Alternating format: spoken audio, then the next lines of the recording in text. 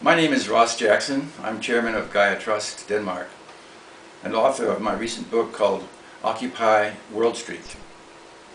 Right now, the current world order is simply not working for the vast majority of citizens around the world.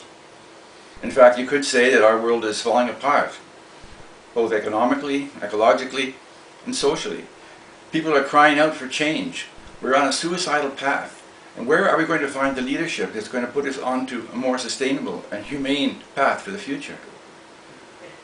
The United States, the lone superpower, ought to be the leader of such a process. But the United States is no longer leading. In fact, the United States has been taken over by a so-called corporatocracy, also known as the 1%, extremely wealthy Americans who have now complete control of all the major sectors in the United States, including Congress. They're only interested in gaining even more wealth at the expense of everyone else. So where can we look for leadership?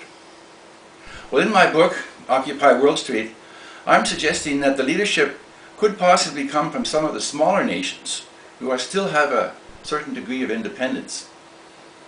And what I'm suggesting in my book is that these small nations could form what I call a Gaian League, a small prototype of a world order which would be an alternative to the current one which would be based upon sustainability and human rights, and the idea that each sovereign nation state which is a member takes back control of its economies and its own priorities.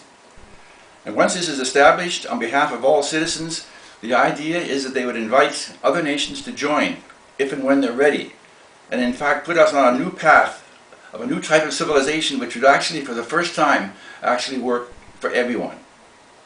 That's my dream.